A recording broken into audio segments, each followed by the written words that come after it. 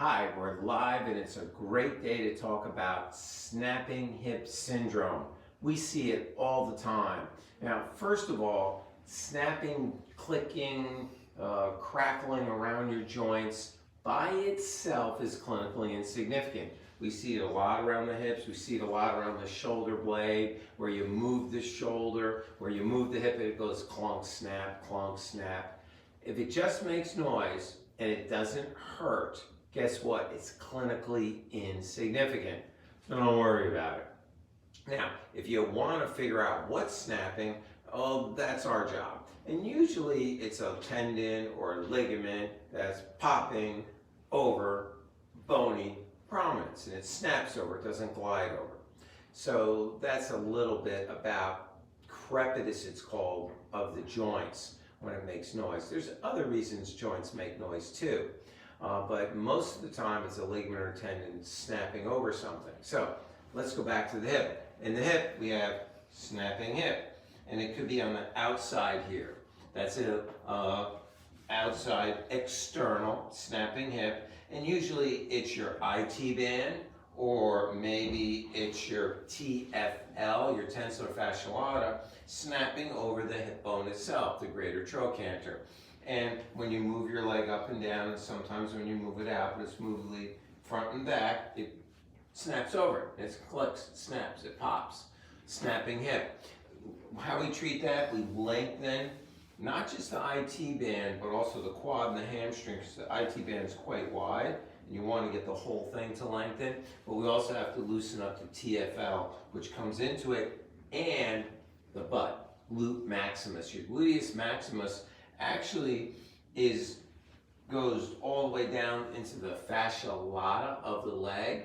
Your IT band, this tight band in here, is actually considered an extension or a tendon of your gluteus maximus. So we have to go as far proximal as the butt, sometimes even the lower back. But that's external snapping hip. There's another type of snapping hip, which is it's inside, it's deep. And you can't really put your finger on it because it's deep. That's called an internal snapping hip. Again, usually with flexion, maybe abduction, or when you rotate the hip around, but it's inside. Sometimes getting up and down will happen too.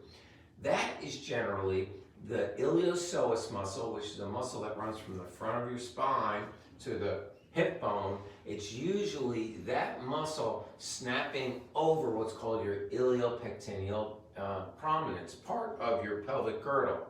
In your pelvic girdle, it's not just a round, just circle. There's little eminence, there's little attachment sites for muscles. And one of those is on the inside of the pelvic brim. In fact, hold on for 1 second, don't go anywhere.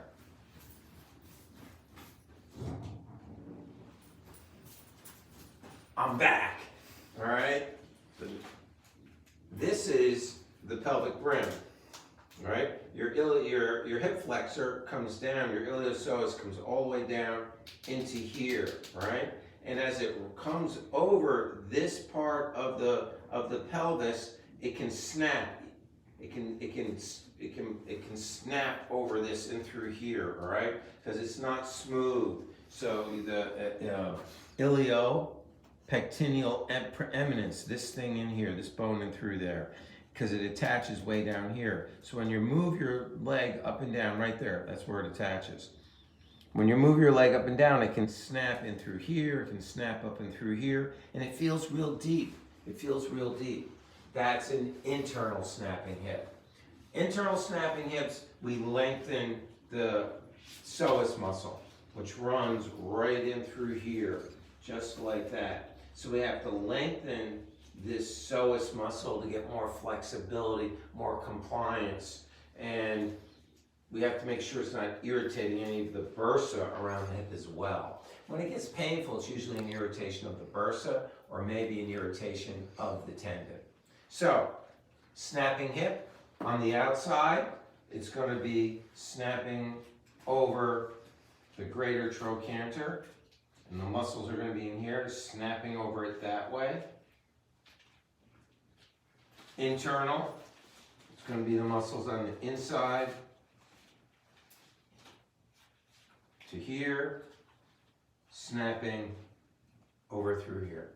So internal snapping hip, external snapping hip. As long as they're not painful, don't worry about it. But if you don't like that snapping noise, take some really deep soft tissue work to get the muscles loosened up, give them better compliance so they glide and don't snap.